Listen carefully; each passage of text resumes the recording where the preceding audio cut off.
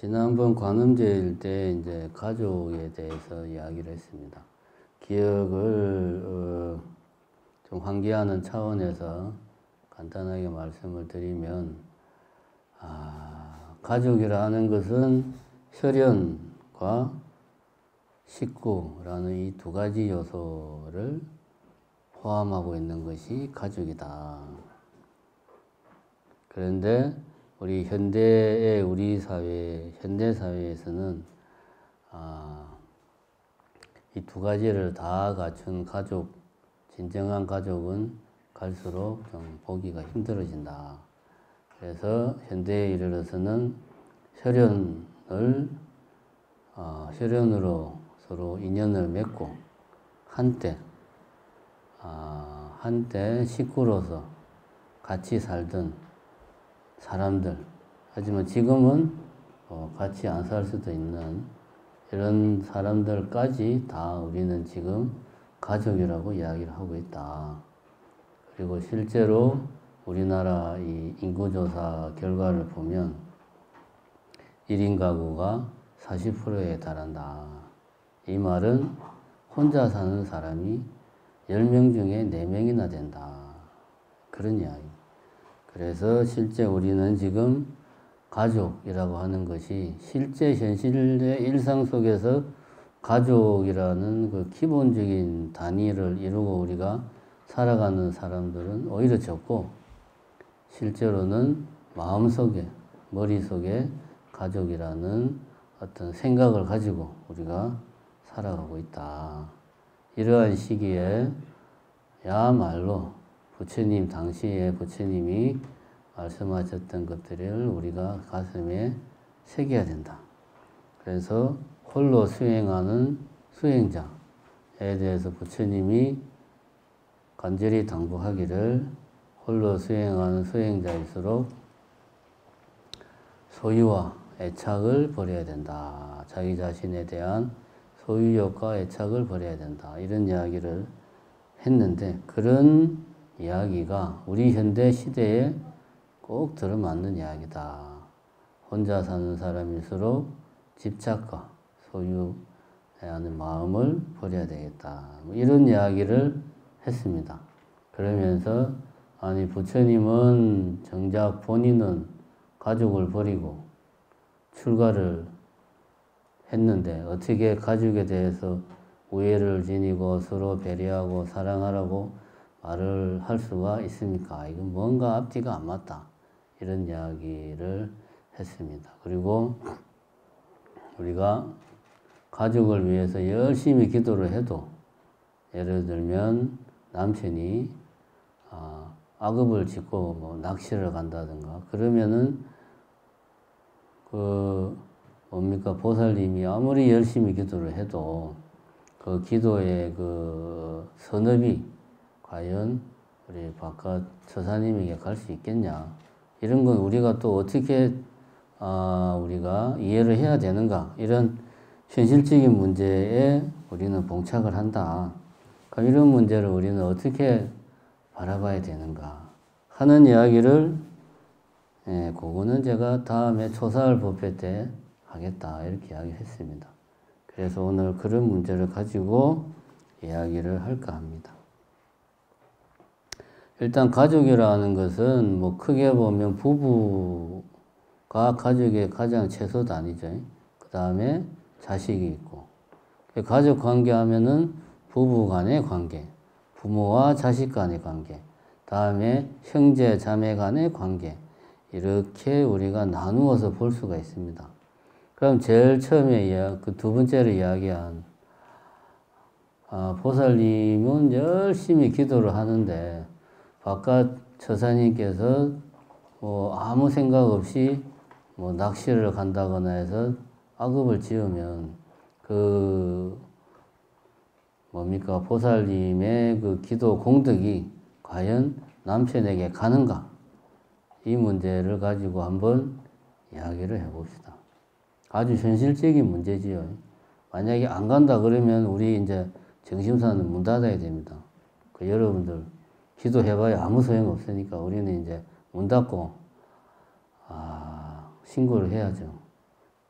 뭡니까 직장 폐쇄 신고하고 스님들이 이제 다 다른 데로 가고 이제 그렇게 해야지. 우리가 잘 아는 스님 중에 보조국사 스님이 있습니다. 보조국사 스님이 이제 잘 알다시피 깨달으신 큰 스님이십니다. 누이가 있었는데 누이가 이제 나의 뭡니까 그러니까 뭐라고 해야 되지 오빠인가가 이제 큰 스님이고 깨달은 분이야. 그리고 그 오빠가 나를 위해서 열심히 수행하고 기도를 하고 있으니까 나는 당연히 기도할 필요 없다. 수행할 필요도 없다. 맞는 말이죠. 오빠가 큰 스님인데 굳이 내까지 뭐 수행할 필요 없죠. 기도도 할 필요 없고. 그렇게 이제 살고 있으니까 보조국사 스님이 이야기를 했겠죠. 기도도 열심히 하고 수행도 열심히 해라. 그러니까 오빠가 있는데 내가 뭐하러 열심히 해요. 저는 그냥 죽어서 저 세상 갈 때도 오빠 바지 끄댕이만 붙잡고 가면 저는 극락가요. 이렇게 이제 이야기를 하는 거예요. 하루는 이제 그 너희가 보조국사 스님이 계시는 절에 찾아왔어요. 마치 점심때라. 그래서 이제 큰 스님이니까 방에서 독상을 받아서 이제 공양을 하시겠죠. 그래서 이제 시자가 상을 딱 가지고 방에 이제 들어오니까 누이는 당연히 자기도 있으니까 거기다 숟가락 하나만 더 넣으면 되잖아요. 그죠? 뭐 굳이 뭐 반찬 따로 할 거 뭐 밥 하나 더 넣고 숟가락 하나 더 넣고 그러면 되는데 큰 스님이라는 양반이 뭐 밥 먹어라 밥 먹었냐 물어보지도 않고 당신 혼자 밥을 맛있게 먹는 거야. 그냥 바로 옆에 자기 누이가 있는데 잘 먹고 나서 이제 그 누이가 그래도 그렇지 좀 밥은 먹었냐고 물어나 보지. 물어보지도 않고 너무하지 않습니까? 그러니까 아니 나는 내가 네 대신 다 기도하고 네 대신 다 수행하기 때문에 니는 기도하고 수행 안 해도 된다고 그러길래 내가 네 대신 열심히 밥도 먹어주지 않았냐. 근데 왜 내한테 그러냐. 내가 네 대신 밥 먹느라고 얼마나 고생했는데 라고 이제 보조국사 스님이 이야기를 하셨다. 요거는 확인된 사실은 아니고 사실 이 이야기 버전이 여러 버전이 있습니다. 그 중에 이제 뭐 보조국사 스님이 등장하는 버전도 있고 뭐 하여튼 이런 이야기가 이 이야기가 주장하는 바는 뭐 간단 명료하죠. 네가 뭔가를 기도를 통해서 얻고 싶으면 네가 기도를 해야지. 선업을 지어야 거기에 대한 선한 과보가 따르는 거다. 기도는 하나의 수행이고 그 자체가 선업을 짓는 거니까 기도를 하는 사람한테 선한 과보가 가는 건 당연합니다. 다른 사람한테 가는 게 아닙니다. 이거는 뭐 명확합니다. 이거는. 그렇다면 우리가 가족을 위해서 아무리 기도해봐야 아무 소용없는 거 아니냐? 또 그거는 아닙니다. 이거에 관련을 해서 그러면은 부부 간의 관계 가장 기본적인 단위죠.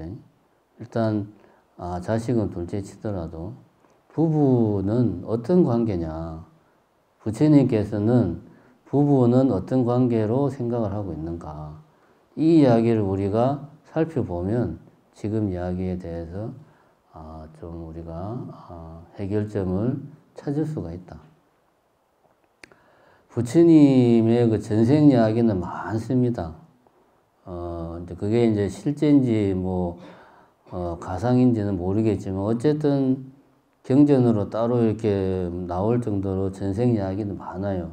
그 중에 이제 부처님이 초설 바라문이었던 이라는 이름으로 살았던 때에 그때 당시에 이제 부처님이 열심히 수행하는 수행자였는데 부처님이 계시는 곳에 정광 부처님이 그때 당시에 초설 바라문이 살고 있는 동네에 정광 부처님이라고 하는 그때 당시에 부처님이 오신 거예요. 그러니까 이 바라문이 정광 부처님에게 뭔가 이 공양을 올리고 싶은데 자기는 수행자라 가진 게 아무것도 없어. 그래서 하다못해 꽃이라도 좀 구해서 공양을 올리고 싶다. 그런데 아무것도 없으니까 너무나 마음이 아프다. 그러고 있는데 선미라는 여인이, 우리 보면은 이 여자분들 이름 중에 선미라는 이름 많잖아요. 선미라는 여인이 연꽃 5송이를 부처님께 주면서 이 꽃을 정광 부처님께 공양을 올리십시오. 그러니까 소설바라문이 아이고 감사합니다. 그러니까 선미 여인이 이거 그냥 주는 거 아닙니다. 조건이 있습니다. 다음 생에 저와 부부의 연을 맺어 주신다면 제가 이 꽃을 바라문을 위해 드리겠습니다. 이러니까 소설바라문이 나는 지금 생도 그렇고 다음 생도 그 다음 생도 나는 수행자로 살겠다고 언을 세운 사람입니다. 그러면 저는 당신과 부부의 연을 맺을 수가 없습니다. 이렇게 이야기를 하니까 선미 여인이 저는 당신의 그 수행하고자 하는 마음, 구도심을 100배 이해합니다. 저는 다음 생, 그 다음 생에도 500생 동안 당신의 수행을 지원하고 후원하고 격려하겠습니다. 그러니 걱정하지 마십시오. 그래가지고 그 초설바라문이 연꽃을 받아가지고 연꽃 5송이를 정광 부처님한테 공양을 올렸다. 이런 이야기가 있습니다. 이 이야기도 버전이 많아요. 여러 이름으로 등장하는데, 그래서 이 두 사람이 500생 뒤에 그 바라문은 누굽니까? 고타마 시타르타 왕자로 태어났고, 선미 여인은 그 왕비인 야소다라 왕비로 태어나가지고 생에 고타마 시타르타가 출가를 하신 거지. 이 이야기에서 이야기하는 것은 뭐냐? 부부는 어떤 관계가 되어야 되느냐? 부부는 서로가 서로에 대해서 상대방의 수행을 도와주고 힘을 주고 격려하는 도반이 되어야 된다. 부부는 도반의 관계다라고 부처님이 그렇게 이야기를 하고 있습니다. 도반이라는 말은 불교적으로 말하니까 도반인데, 굳이 우리가 불교를 믿지 않는다 하더라도 부부 간의 애정은 연인들의 연애 감정하고는 다릅니다. 여러분들이 평생을 부부로 가정을 이루고 살아오셨으니까 누구보다 잘 아시겠지만, 저같이 장가도 못 가본 사람이 어떻게 그걸 알겠습니까? 많은 부부에는 일종의 동지애입니다. 동지애. 도반이라는 것은 같은 길을 가는 사람들끼리 서로 힘이 되고 격려가 되는 사이가 도반이에요. 이끌도자, 길도자. 동지애도 마찬가지예요. 같은 뜻을 가진 사람들이 서로 지원하고 격려하고 힘이 되는, 함께 가는 게 동지란 말이에요. 그러니까 도반이나 동지애나 같은 겁니다. 부부라는 것은 가족이라는 이 배를 부부가 같이 거센 이 바다 위에서 세파를 헤치고 나아가는데, 부부가 두 사람이서 가족이라는 배를 이끌고 나아가잖아요. 결국 부부는 관계 자체가 서로 가족이라는 배를 이끌고 함께 가는 동지의 관계, 도반의 관계입니다. 그런데 여기서 한 걸음 더 나아가서 부처님은 비록 출가를 못했다 하더라도 부부는 가장 가까운 사이이니만큼 두 사람이 서로의 수행을 도와주는 도반의 관계가 되어야 된다라고 부처님이 이야기를 했습니다.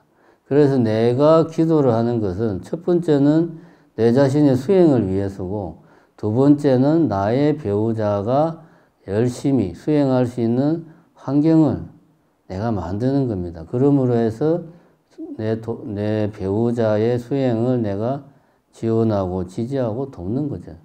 그런 의미에서 나의 기도는 우리 가족에게 큰 의미가 있는 겁니다. 자, 첫 번째, 부부 간의 관계는 도반의 관계다 하는 것을 우리가 명심할 필요가 있습니다.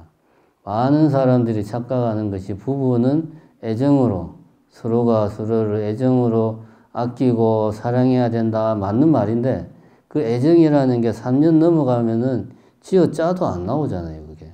그죠? 그 다음부터 생기는 것은 정입니다. 그냥 정. 근데 이 정이라는 게 서로가 뭔가를 함께 하는 서로가 우리 가족을 이끌고 간다는 공동의 목표와 서로 지향하는 바를 같이 하는 것 속에서 정이 생겨야 서로 믿고 의지하는 거지. 그냥 정만 가지고는 언제 찢어질지 모른다. 그래서 우리가 그런 농담도 하잖아요. 님이라는 글자에 점 하나만 찍으면 남이 된다고 그러잖아요. 아무리 정이 깊어도 같이 할 수 있는, 함께 나아가는 그런 어떤 지향성을 우리가 가지고 있어야 됩니다. 그래서 불제자라면 부부는 도반의 관계로 서로를 바라보고 서로를 격려해야 된다. 이렇게 부처님이 이야기를 했습니다. 그럼 이제 부부의 관계는 그렇다고 치자. 그러면 부모와 자식 간의 관계는 어떻게 해야 되는가? 부모와 자식 간의 관계는 어떻게 해야 되나? 우리가 이제 기도를 할 때 대부분 자식을 위해서 기도를 하는데 자식과의 관계는 어때야 되는가? 여기에 관련해서 부처님 당시에 이야기가 있습니다. 어떤 한 늙은 사람이 결혼을 했는데 애를 못 보다가 환갑이 다 돼가지고 너뚱이 중에 너뚱이죠. 너뚱이를 봤어요. 다 늙어가지고 진짜 얼마나 귀한 자식입니까? 근데 이 자식이 표현이 좀 그렇네. 이 애가 7살이 되던 애 죽었어요. 얼마나 슬프겠습니까? 다 늙어서 힘들게 자식이 생겼는데 이게 제일 귀여울 때 죽은 거예요. 너무나 슬퍼가지고 대성통곡을 하고 지내니까 이렇게 내가 살아서는 안 되겠다. 내 자식을 구해와야 되겠다. 그래가지고 이 양반이 이생이 아니고 저승을 갖다가 찾아가요. 자기 자식을 찾아오려고. 그래서 염라대왕을 만나. 그래서 자기 사연을 이야기하고 너무나 슬프게 울면서 사연을 이야기하니까 염라대왕이 마음이 동해가지고 그래 저기 동쪽으로 가면 네가 네 자식이라는 사람이 거기 있으니까 내가 가르쳐 줄 수는 있는데 데려가고 못 데려가고는 그거는 이제 내가 어떻게 할 수 있는 게 아니다. 한번 가봐라.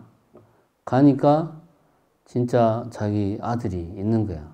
너무나 반가운 마음에 아이고 누구야 하면서 같이 가자. 그러니까 얘가 놀래가지고 당신 누구시오? 막 그러면서 이야기를 하니까 아니 나는 잠깐 저 세상에 가서 당신 아들의 몸을 빌려서 잠깐 살다가 다시 와서 여기 있는데 여기는 내 아버지가 따로 있고 어머니가 따로 있는데 당신이 왜 여기 와서 내를 데려가려고 하느냐? 라고 이야기를 했다는 겁니다. 이 늙은 아버지가 그때 딱 충격을 받아가지고 정신이 번쩍 들어서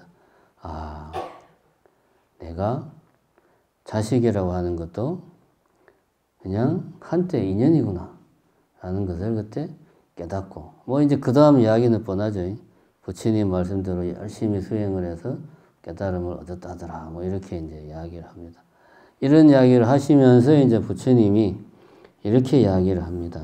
이 이야기를 하고 나서 부모와 처자의 인연으로 모여 사는 것은 마치 여관, 나그네가 아침에 일어나면 이내 흩어지는 것과 같은 이치이거늘 어리석고 미혹하여 얽매여 집착하고 있구나. 그러니까 가족이라 하는 것이 사실은 우리 인생이라는 여관에서 잠시 한 방에 같이 투숙해 있는 사람이다 이거지. 다음 날 되면 서로 다 다른 길로 간다 이겁니다. 그냥 이 지금생이라는 이 여관에 같은 방에 묵은 거예요, 그냥. 그런데 거기에 애착하고 집착하니 참으로 불쌍한 중생들이구나라고 부처님이 이야기를 하신 겁니다. 이 이야기는 뭐냐? 부모나 자식이나 다 자기 인생에 따로 있다는 그런 이야기죠. 부모는 부모 인생이 있고 자식은 자식 인생이 있다. 그러면 부모나 자식이나 다 지 인생 지가 알아서 사는 거니까 부모는 자식 외에 살 게 아무것도 없느냐? 그거는 아니죠. 그죠? 또 이제 경전에 보면 이런 이야기가 나옵니다. 어리석은 자는 내 아들이다, 내 재산이다 라고 생각하며 괴로워한다. 자기 자신조차도 제 것이 아닌데 어찌 아들과 재산을 제 것이라 여기는가. 그러니까 결국 우리가 내 자식이다 하는 것이 사실은 내 자식이 아니고 어떤 내 거라는 그런 집착, 나의 소유욕에서 비롯되는 거다. 그것이 바로 중생들의 어리석음이다 라고 경전에서는 이야기를 하고 있습니다. 이 맥락에서 보면 부모가 자식을 위해 해줄 수 있는 게 없어요. 자식은 자식 인생 그냥 살면 됩니다. 부모는 자식에게 집착할 필요가 없어요. 근데 진짜 그러냐? 그럼 부모가 자식을 위해 해줄 게 전혀 없느냐? 우리 현실은 전혀 그렇지가 않거든요. 부처님 말대로 하면 저리 와서 뭐 기도할 필요도 없고 자식이 사업한다고 사업자금 있는 데 없는 데 뭐 퇴직금 다 떼가지고 갖다 줄 필요도 없고 다 각자 인생 살면 되는 겁니다. 근데 현실은 그게 아니에요. 그래서 경전에는 이런 이야기가 있습니다. 부모는 자식을 위해서 뭘 해줘야 되는가? 당연히 부처님 당시에서 이런 것에 대해서 의문을 가진 제가자들이 있었겠죠. 이거를 부처님한테 물었어요. 그러니까 부처님이 부모는 자식에게 해야 될 5가지 의무가 있다. 이거는 하면 좋고 안 해도 좋은 게 아니고 의무. 부모라면 꼭 해야 되는 게 있다. 뭐냐? 첫 번째는 자식을 사악함, 악한 것으로부터 지켜줘야 된다. 두 번째는 선에 들게 해야 된다. 세 번째는 기술을 가르쳐주고 네 번째는 알맞은 때에 짝을 찾아주고 다섯 번째는 적당한 때에 재산을 물려줘야 된다. 이 5가지는 부모의 의무다라고 부처님이 직접 이야기했어요. 이게 암경에 나오는 이야기예요. 제가 오늘 하는 뭐 이런 부처님 이야기는 다 후대에 나온 게 아니고 부처님 당시 암경에 나오는 이야기들을 지금 이렇게 찾아서 하는 겁니다. 첫 번째, 그러니까 악업을 행하도록 하지 말라 이거죠, 자식을. 두 번째는 자식이 항상 선업을 행하도록 해라. 그 이야기죠. 악업을 행하지 말고 선업을 행하도록 해라. 이게 뭡니까? 이게 그 불교의 가르침이라고 이야기하는 거 아닙니까? 재앙막작, 정성봉행, 시교, 뭐 이게 바로 불교다 할 때. 그러니까 악업을 행하지 않고 선업을 행하도록 자식을 내 부모가 잘 챙겨야 된다. 결국은 자식이 부처님의 가르침을 올바로 알고 부처님의 가르침대로 살도록 부모가 자식을 챙겨야 된다. 이게 부모의 제일 큰 의무다.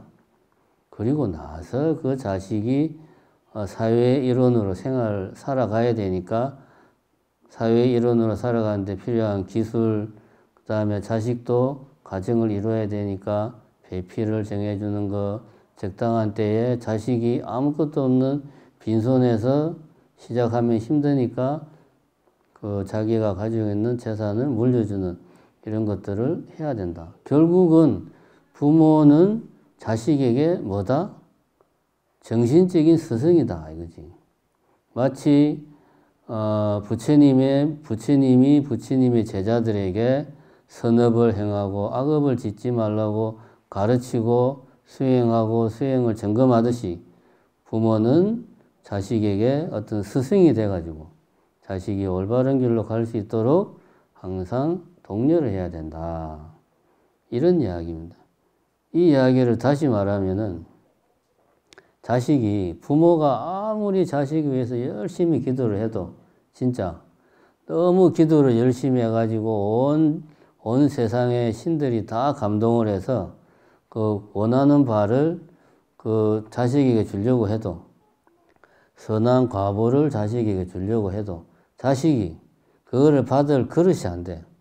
쉽게 말해서 자식이 선업을 짓는 것 하나도 없고 맨날 악업만 짓고 살면 선한 과보를 담을 수 있는 그릇이 안 돼요.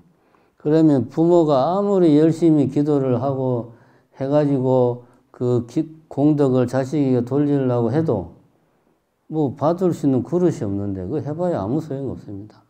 그러니까 진정 자식을 위하는 길은 자식이 선한 과보를 담을 수 있는 그릇으로 먼저 만들어야 돼요. 그 다음에 뭐 기도를 해서 공덕을 돌리든지 말든지 하지. 그러니까 부모는 자식의 뭐다? 스승이다. 이렇게 우리는 생각을 해야 된다. 경전에 보면 또 다른 이야기가 있습니다. 망나니, 물론 이제 인도 사회에도 당연히 망나니가 있겠죠. 그 재수를 처형하는 망나니가 있는데, 그 찬달라라는 망나니가 있었어요.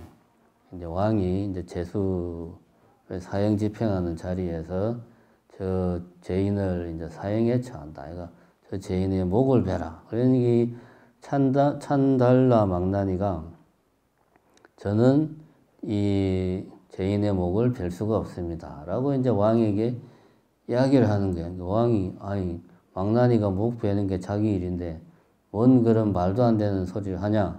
왜 그러느냐? 그러니까 저는 부처님의 제자로서 부처님의 가르침을 따르고 부처님 가르침대로 살겠다고 맹세를 했습니다. 그래서 저는 살생을 할 수 없습니다. 그러니 이 죄수의 목을 벨 수가 없습니다. 라고 하니까 왕이 화가 나가지고 그러면 내가 네 목을 베겠다 해가지고 망나니 찬달라의 목을 베버렸어요. 그리고 나서 그 동생한테 왜냐하면은 인도는 그 카스트 제도 세습이 되잖아요. 그러니까 가족이 다 뭡니까? 망나니죠. 그러니까 그 동생을 불러다가 네가 죄수의 목을 베라. 그러니까 동생도 똑같이 이야기하는 거예요. 저는 부처님의 제자로서 살생을 할 수 없습니다. 왕이 또 화가 나가지고 저놈의 목을 베라 해가지고 동생 목을 베고 둘째 동생을 불러와서 네가 목을 베라. 둘째도 똑같이 말하고 그 다음 동생도 또 네 명이 다 똑같이 이야기하고 마지막 막내를 불러왔어요. 막내는 좀 어려요. 막내도 똑같이 이야기하는 거예요. 그러니까 왕이 진짜 화가 나가지고 저놈의 목을 베라 그러는데 웬 여인이 그냥 앞에 나타나가지고 제발 이 아이의 목을 베지 마십시오. 너는 누구냐? 그러니까 이 아이의 어미 되는 사람입니다. 아니 그러면 앞에 네 명도 네 자식일 건데 앞에 네 명이 죽을 때는 왜 가만히 있다가 막내가 죽을 때야 나타나서 목을 베지 말라고 그러냐? 그러니까 그 어머니가 하는 말이 앞에 네 명의 아들들은 부처님의 가르침을 다 배우고 부처님의 가르침대로 살기 위해서 열심히 수행을 했고 그렇게 살아가려고 노력을 하는 아이들이라서 죽음의 순간에 나쁜 생각, 삶에 대한 애착을 일으키지 않는데 이 막내는 아직 공부가 부족합니다. 그래서 죽음의 순간에 삶에 대한 애착하는 마음, 그런 생각을 일으킬 것이고 그것이 나쁜 생각으로 이 아이의 마음을 지배할 것이니까 그것이 저는 염려가 됩니다. 그래서 이 아이를 죽이면 안 됩니다. 라고 이야기를 했다고 합니다. 실제로 그랬는지는 모르겠지만 경전에 그렇게 나와 있어요. 이 이야기가 뜻하는 바는 뭐냐? 부모라면 내 자식이 잘 먹고 잘 살고 출세하고 성공하고 건강하기를 바라는 게 부모의 올바른 자세가 아니다 이거지. 오히려 내 자식이 나쁜 생각을 하지 않을까. 그런 것을 염려를 해야 된다. 내 자식이 악업을 짓지는 않는가. 내 자식이 선업에서 멀어지고 있는 것은 아닌가. 이런 것을 걱정하고 염려하고 그런 것을 바로잡기 위해서 노력하는 게 부모가 자식을 위해서 해야 될 일이다 라는 이런 이야기를 하기 위해서 경전에 이런 이야기가 나오는 겁니다.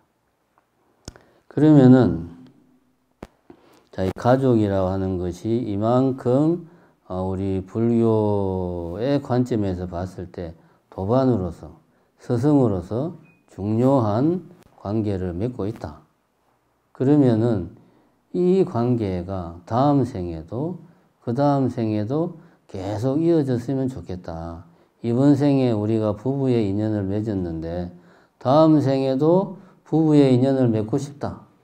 이번 생에도 우리는 부모와 자식의 인연으로 만났는데 다음 생, 그 다음 생에도 부모와 자식의 인연을 이어가고 싶다. 그러면 어떻게 해야 되냐? 여기에 대해서 또 부처님이 또 답을 했습니다. 여기에 대해서 부처님이 답을 하기를 누군가 이렇게 물어봤답니다.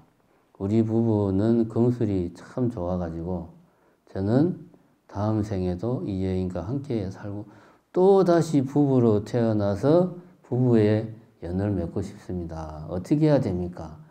라고 부처님에게 물어보니까 부처님께서 이야기하시기를 네 가지를 지켜야 된다. 이 네 가지를 지키면 너는 다음 생에도 지금의 여인과 부부의 연을 맺을 것이다. 라고 이야기해요. 네 가지가 뭐냐? 첫 번째는 믿음이 같아야 한다. 두 번째는 함께 계를 지켜야 한다. 세 번째는 함께 보시를 해야 한다. 네 번째는 함께 지혜를 닦아야 한다. 이 네 가지만 지키면 너는 다음 생에도 너의 여인과 부부의 연을 맺을 수 있다. 이 이야기가 뭡니까? 결국은 계를 지키고 지혜를 닦고 보시를 하고 제가 며칠 전에 이야기한 팔정도 수행을 함께 하라는 이야기죠. 너도 너의 배우자도 부처님의 제자로서 부처님의 가르침에 따라서 지혜를 닦고 계를 지키고 선정을 닦고 지혜를 완성하는 그런 삶을 살면 다음 생에도 같은 인연을 이어갈 거다. 이런 이야기입니다. 결국은 뭡니까? 부처님의 제자로서 열심히 수행을 해라. 그러면 다음 생에도 부부의 인연을 이어갈 수 있다. 같은 이야기가 부모, 자식 간에도 통용될 수가 있죠. 부부 간에도 이러하면 자식과도 마찬가지입니다. 자식도 이런 계를 지키고 선정을 닦고 지혜를 완성해서 열반을 정덕하고자 노력하면 함께 이런 노력을 하면 지금의 부모, 자식의 이 인연이 다음 생에도 이어질 것이다 라고 부처님께서 이야기를 했습니다. 결국은 불교적인 관점에서 우리가 가족은 어떤 의미가 있는가 이렇게 이야기를 했을 때 가족이라는 것은 현실적으로 가장 가까운 우리가 항상 보고 살을 맞대고 사는 가장 가까운 사람들이 가족입니다. 그리고 서로 간에 깊은 애정이 그것이 과해서 애착이 될 수도 있고 집착이 될 수도 있지만 그런 관계가 가족입니다. 이런 가족들은 불교적인 관점에서 서로 도반의 관계, 다음에 스승의 관계로서 서로가 서로를 자리매김을 하고 부처님의 가르침에 따라서 열심히 살고자 한다면 이 가족의 인연이 다음 생, 그 다음 생에도 이어질 것이다. 이렇게 다들 사는 게 바쁘니 내라도 절에 와서 열심히 기도하는 게 우리 가족을 위하는 길이다. 물론 안 하는 것보다 100배 낫지만 거기에서 더 나아가서 우리 가족들이 다 부처님 법을 따르는 나의 도반이 되었으면 좋겠다. 우리 가족들이 다 부처님의 제자가 될 수 있도록 내가 노력을 해야 되겠다. 이런 마음으로 살아야 된다라고 부처님께서 이야기를 한 것입니다. 이것이 불교에서 바라보는 가족의 의미다. 이렇게 여러분들이 이해를 하시고, 예, 이상 오늘 마치겠습니다. 감사합니다.